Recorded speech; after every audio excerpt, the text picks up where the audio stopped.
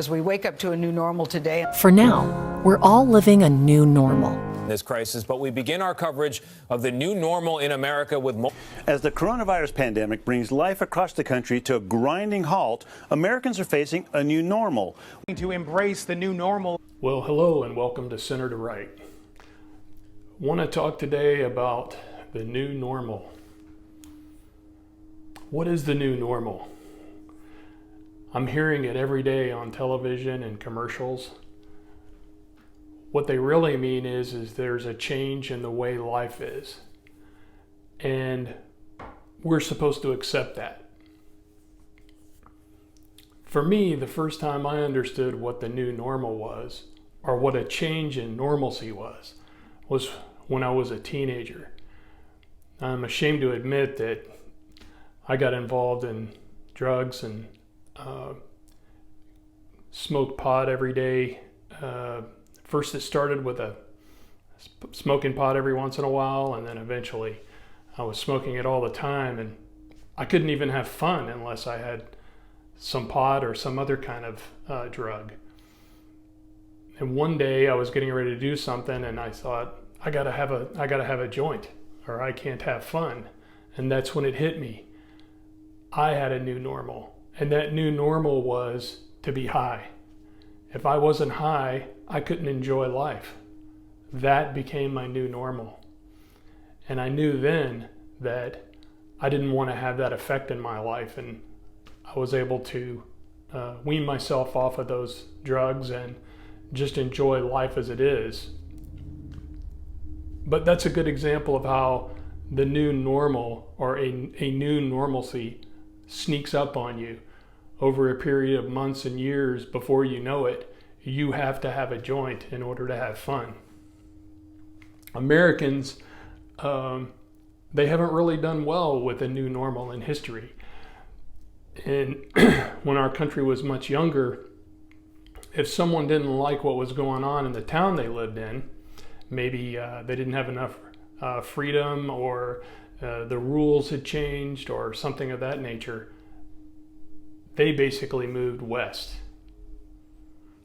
And a lot of them moved west at their peril, because there were Indians that did not like them encroaching on their land that was theirs, and they killed a lot of settlers.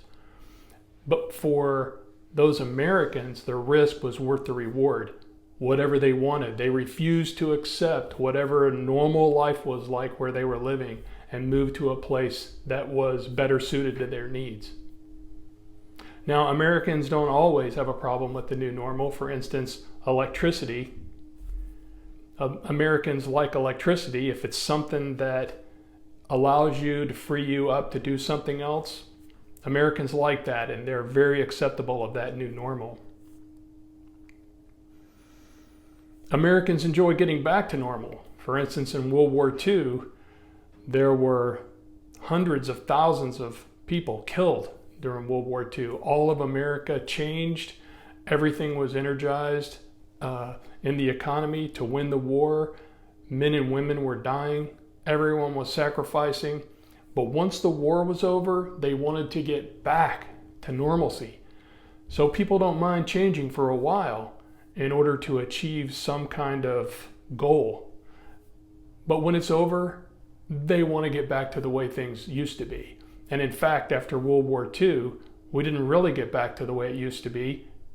Things were better after World War II. So their new normal was even better than the old normal.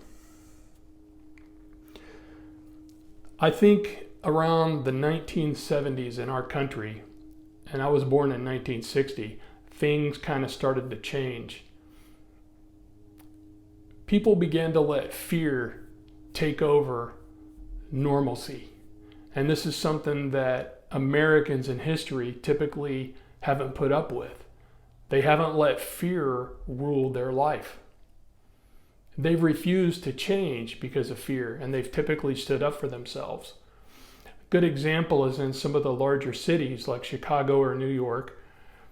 They enacted laws to where citizens could not carry a gun, and in some cases guns were outlawed in cities, in the belief that this would help stem crime and make life better for the citizens of the country, or the citizens of that city.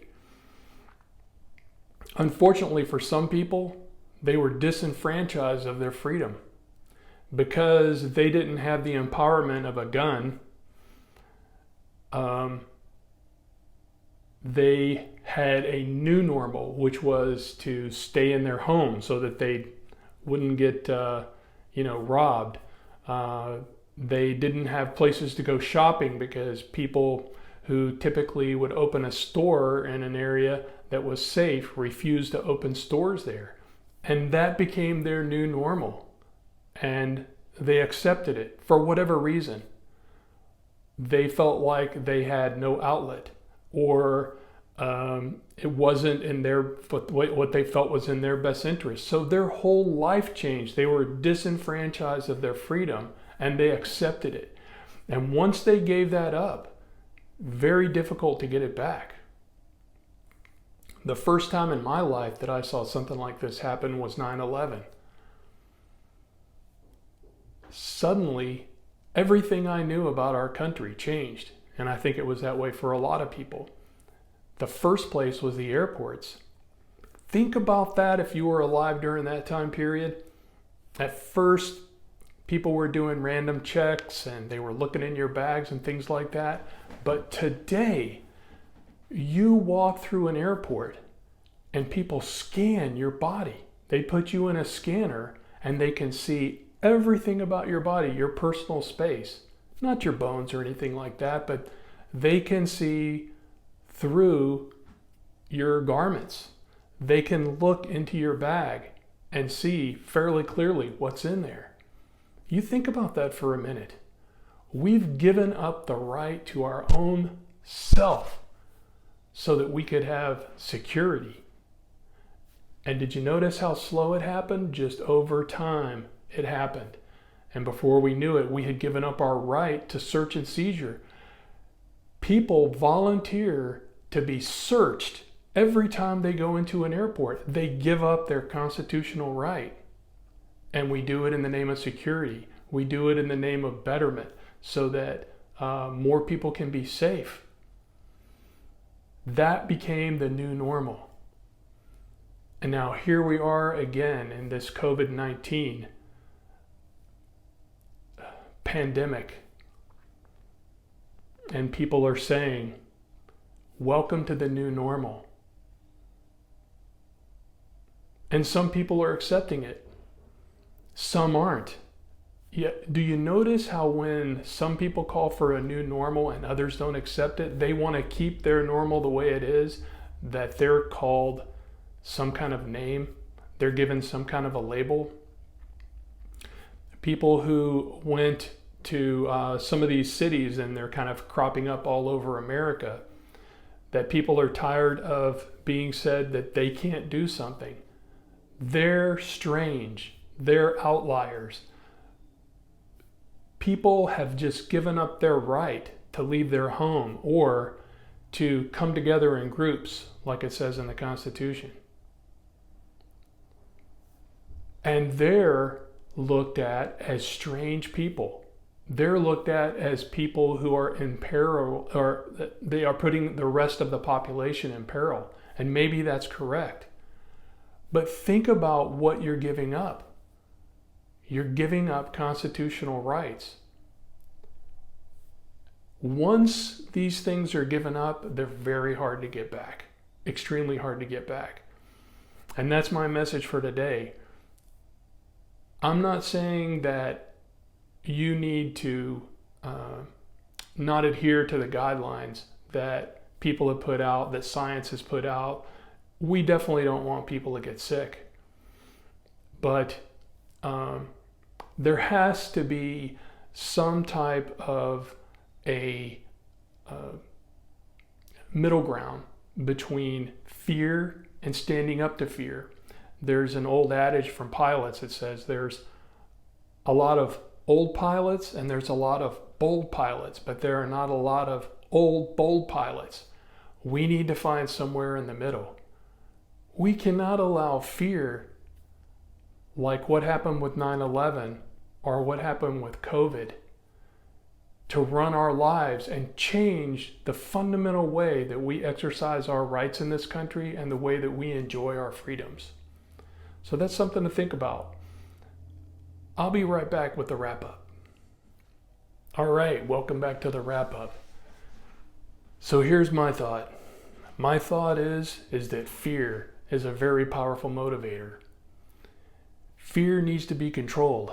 I can think of many times in my life that I've been afraid, and afraid for good reasons.